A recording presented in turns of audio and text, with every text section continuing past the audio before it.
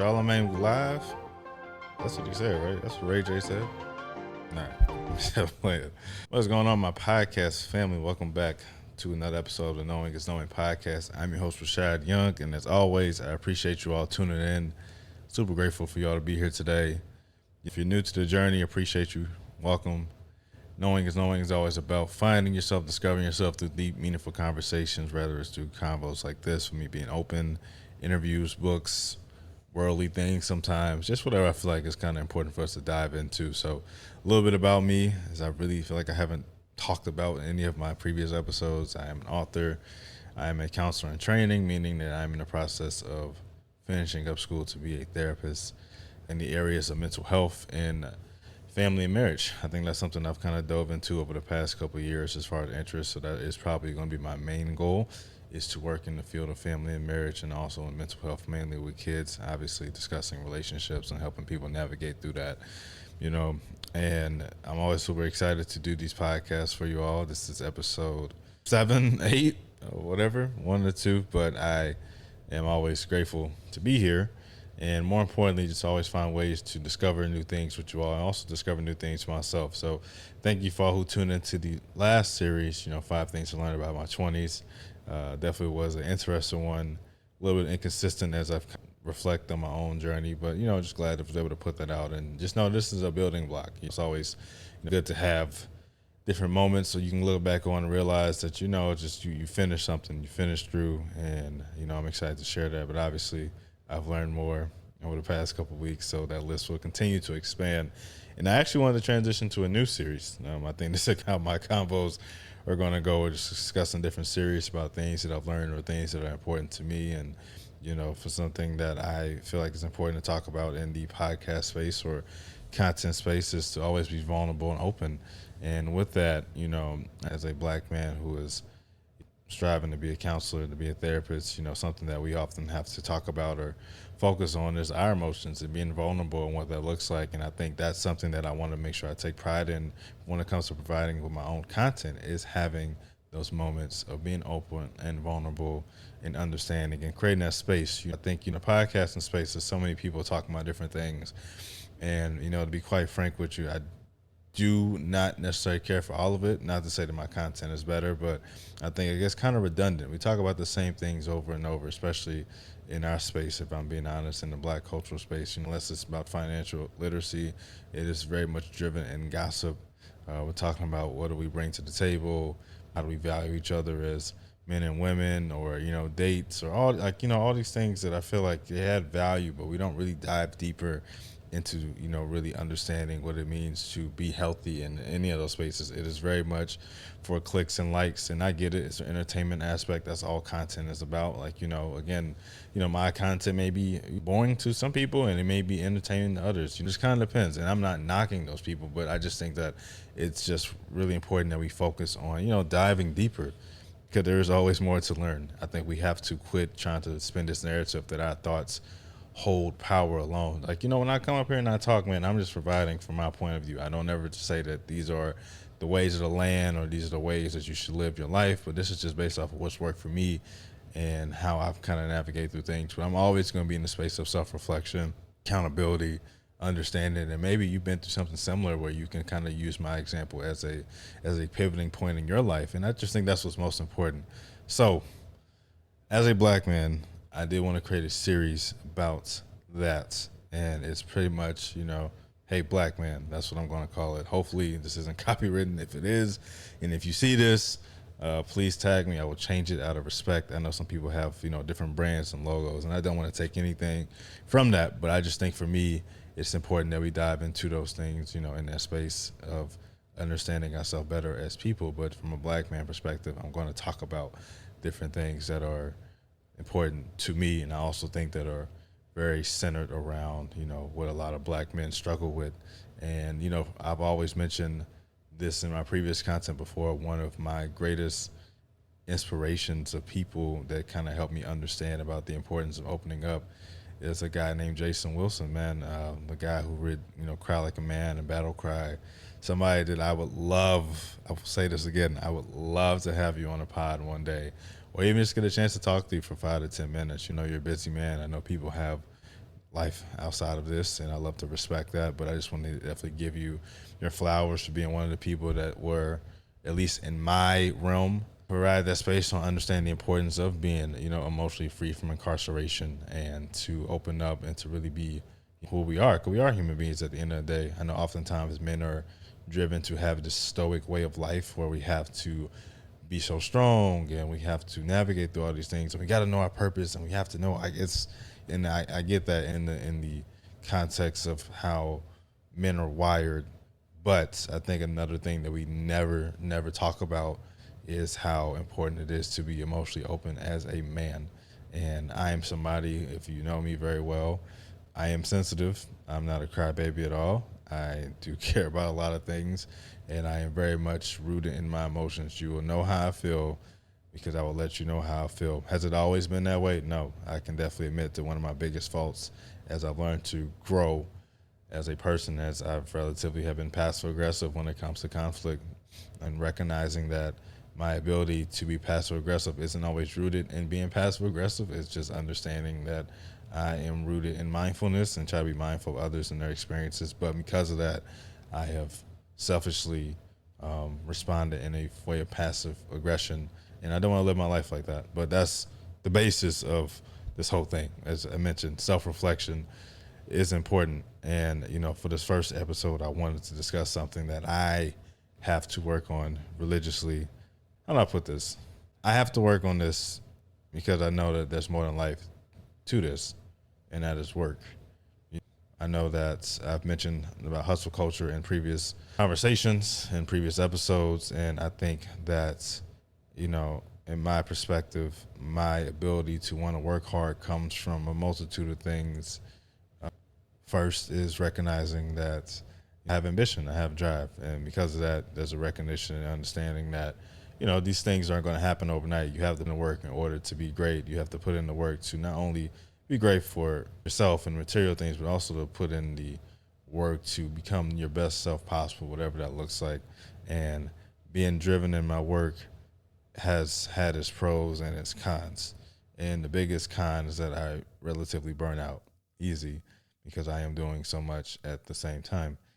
And there's a book that I've read a couple years ago called The One Thing by Gary Keller, and I apologize, I don't remember the other author on top of my head, but the book was always talking about multitasking, how it's a myth and it's not a real thing. And, I've always taken pride in always saying I want to do all these different things and I want to be jack of all trades. But there's a truth that being a jack of all trades can also be very daunting solely because you recognize that you can't do it all. We're not superheroes. And I think that not only for people in general, but I feel like that a lot of us as black men, we have to perform. We have to perform at a high level in order to overcome all these different odds. And while that may be true, and from a societal standpoint, there's just a reality that we're not superheroes. We cannot do everything all at once. And we have to admit that, the same thing when I feel like, selfishly speaking, that we have to quit allowing, black women, especially the most important black women in our lives, to be all the superheroes and do everything themselves. We have to do the same thing with us too. We need each other at the end of the day. And while I can't speak from a perspective of a black woman, I'm very cognizant to understand that a lot of their ideologies of being independent is because of either an absence of a man or a man's inability to work towards something with them. And because of that, there's a truth that we have to work together at the end of the day. And that's something that I will always nail and express as long as I live. But from a man perspective, we're not superheroes. We want to provide, we want to do all these different things, and we want to constantly work to improve and be better. But the caveat is that you will put yourself in more of a detriment if you don't take the time to really rest. And for the first time in a long time, due to a sickness I've had over the past couple of days, I had to sit here and I had to rest. I couldn't make content. I couldn't sit and write. I couldn't work on different ideals and concepts that I feel like I should be working on. And it hurt me for a minute. I was really sitting here and I was really struggling, not knowing what to do because I don't do well with idle time. And The reason is because, you just think about everything else that you probably are avoiding. And that's what I've learned, is that our ability to work hard is driven in our inability to sit and process our emotions properly with the things that we may be dealing with, we've struggled with in the past. And when you have to sit with yourself, sometimes all those recurring thoughts and experiences kind of come in at once. And that's a tough thing to concept. That's a tough thing. That's a tough thing to grasp. But it is a concept that I think we all have to understand. We have to look ourselves in the mirror, and we have to look at it, and we have to stare at it hard. And besides all the money that we make or all the accolades that we have to really start asking ourselves, who are we as people? Who are we as men? Not what people think about us or what we feel we need to do for people, but who do we view ourselves as? Not the athlete, not the business owner, not the author, not the therapist. Who are you? Who am I? And I really was like sitting there, and I've like struggled with that for the past couple of days. Like, I have a fair concept of who I am. I have a confidence that I know who I am. I have an awareness of who I am. But I also recognize that my understanding of who I am has also been defined by all the outside things. When I talk to people sometimes, always asking about, oh, how's school going, or how's the book going, or how's the pod going? And those are extensions to me. But then I started thinking about it, like, anybody ever going to ask me about how am I doing emotionally? Because I can also admit that as men that we don't necessarily open up all the time. And I'll talk about that in another episode. But, I just really started to reflect on how much of this is a performance-based experience, and how much of my life has been, I feel, performance-based. Some of it has been self-imposed. I can admit that. Some of my experiences have been self-imposed, where I feel like I have to perform at this high level and I can never stop, and I have to work until I get to this point. But, I always think about the story of Steve Jobs, where, one of the most successful, richest men in the world was in his deathbed, and he recognized no matter how much hard work he did, it didn't save his life. And what I don't want us to do, and something that I'm challenging myself to do, is to really sit and have a moment to rest. Just because you're resting does not mean you're lazy. There's a difference between purposely resting and procrastination. Those are two different things. I think the procrastinate is the inability to work towards something because of fear, doubt, or simply not wanting to do it because we're in comfort. To purposely rest is having the recognition of knowing that I have tried all I can today, and that is it. We have to be okay with those results, because there's a truth for that. We can work 120 miles per hour every day, and it still may take us 10 years to get to where we want to go to. And unfortunately, we live in a world where everything is time-based, speed-based. It's, right now, it's microwaves. And I've noticed my own struggles with that, when I would, I think before I had this realization, I was like, man, I'm gonna write 3 books this year. And I have, 3 different books, like, I guess, in the tuck. But when I've sat back and look at all of them, I had to start like reflecting, like, what am I doing this for? Am I doing this because I want to put these out? Or am I doing this so I can feed into the narrative of Rashad Young being an author, and he writes books, and people don't ask you about the books, but when you feel like you meet people, they're asking you about the books. So you want to feed into the identity of what it means to be one. And, it's like, it's not realistic. And I think that's the biggest thing I'm starting to recognize is like, no matter how people view you in reality, you're not as important as as you think. And that's okay. I think that's how it should be. I think we put ourselves as men to want to feel idolized because our egos need to be idolized. Who we are isn't necessarily how we come off, and I just don't want us to work ourselves to the ground to prove ourselves to people that, whether they care for you or not, they're not living your life. A lot of us are going through real things, and we have to be open and express ourselves in those experiences. I have a good brother, and I don't want to out you, but, I always see him all the time, and I always see him working hard. And, I was really proud of him to express, his month of, just grief and just experiencing that. And I sent him a message just telling him that I love him, because we have to tell each other that sometimes. I think we also need to tell each other sometimes when we're not in our best state of mind when it comes to working hard. Like, bro, you're working too hard. My brother Ye is somebody that I've always inspired to be like. And I'll tag him, I guess, if I clip this. And I remember I used to tell him that all the time, like, dude, you're working so hard. You work 12-hour shifts, and then you like go to the studio, and you be there for another 8 hours, and like you go to sleep for 4 hours, but you're doing it every day. And I remember he would come by the house, and he would just like drift off to sleep when mid sentence talking. And I'm like, man, that's the life I gotta live. Like, just working hard, getting there. But then he started, had that realization, like, dude, like this isn't the way to live. And I had that realization again a couple weeks ago as I moved to Chicago. I was from June 14th to, I would say, this past week, I was running off of 5 hours of sleep every day.